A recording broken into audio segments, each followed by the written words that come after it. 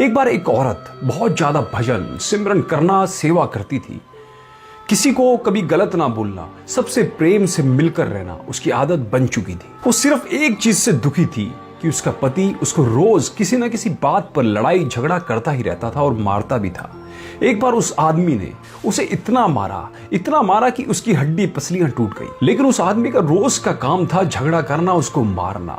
उस औरत ने अपने गुरुदेव से निवेदन किया कि मेरे कौन सी कर्मों की ये भूल हो गई है मुझसे। मैं सत्संग भी जाती हूँ, सेवा भी बहुत करती हूँ, प्रभु का सिमरन भी आपके बताए अनुसार करती हूँ, लेकिन मेरा आदमी मुझे रोज मारता है, मैं क्या करूं? गुरुजी ने कहा, क्या वो तुझे रोटी देता है? औरत ने कहा, हाँ जी देता है। गुरुजी ने कहा, फिर ठीक है, कोई बात नहीं। उस औरत ने सोचा अब शायद गुरु की कोई दया हो जाए और वो उसको मारना पीटना छोड़ देगा, लेकिन ऐसा कुछ नहीं हुआ। उसकी तो आदत बन चुकी थी रोज अपनी घरवाली की पिटाई करना। कुछ दिन और निकल गए।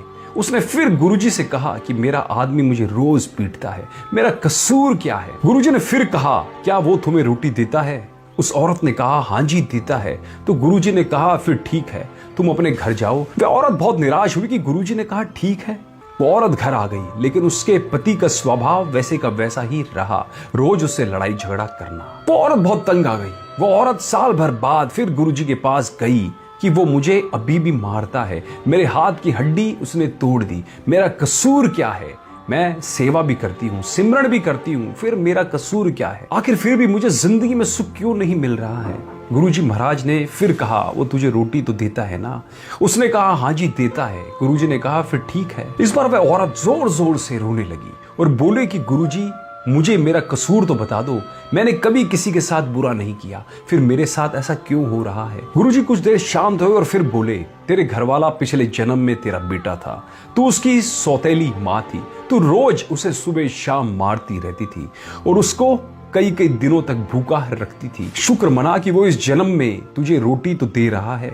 ये बात सुनकर औरत एकदम चुप हो गई। गुरुजी ने कहा, बेटा जो कर्म तुमने किए हैं उसका भुगतान तुम्हें ही करना पड़ेगा। फिर उस औरत ने कभी गुरुजी से शिकायत नहीं की, क्योंकि वो सच को जान गई थी।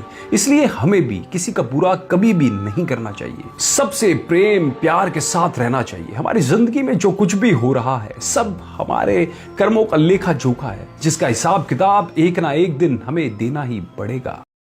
Like, share, and subscribe.